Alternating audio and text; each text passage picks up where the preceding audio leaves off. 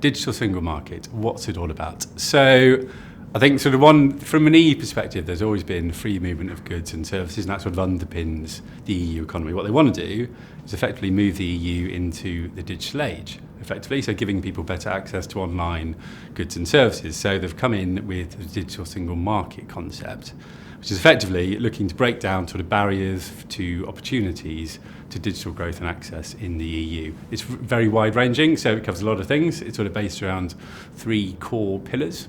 One of those pillars is giving basic EU consumers better access to online goods and services. And it covers a whole raft of things. So it goes through from sort of digital content to telecoms, to parcel delivery, to data, and to IT infrastructure. So it's very wide-ranging, and it's quite an ambitious project from the EU's perspective. There's a lot of change, lots of sort of legislative change to bring through. It will come in dribs and drabs over the next 2 to 3 years, effectively. So, some bits of draft legislation have already come out with regards to sort of selling digital content online. That will be draft, and it will go through various sort of regulatory stages. And I think we'll start to see the main impact towards the end of 2016.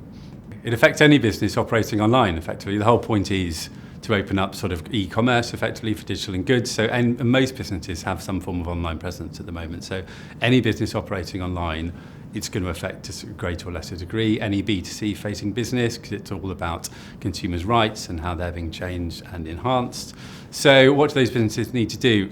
Keep track of it. It's going to be an ongoing process, and it's going to change, and bits of legislation are going to get debated, and thus the impact on the businesses is going to change as these get debated going along. So keep track of it, keep abreast of it, and watch this space effectively.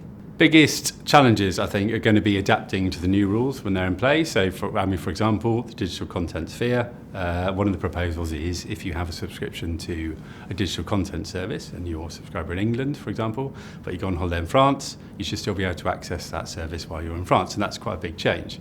So there will be a lot of adapting to do, but actually I think if businesses track this legislation as they go along, they can see its development and slowly see what the endpoint's going to be, actually it's not going to be a bigger shock as they might think in the first place.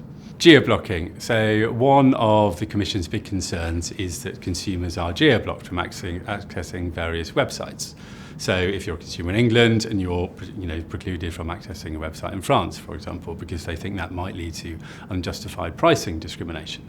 So one of the aims of the digital single market is to get rid of unjustified geo-blocking. Now the big question is, what's unjustified? And that's the sort of the key area that actually is going to be played out, I think, across the next few months, because is differential pricing unjustified? Might be, actually, from in economic terms. So that's a key question that everyone's looking at and is going to be watching very intently. In terms of competition for European businesses, it should make it a more level playing field. The whole point of the DSM is effectively standardise the rules. So like an English business will find it easier to export and sell to consumers in France and Germany, and vice versa.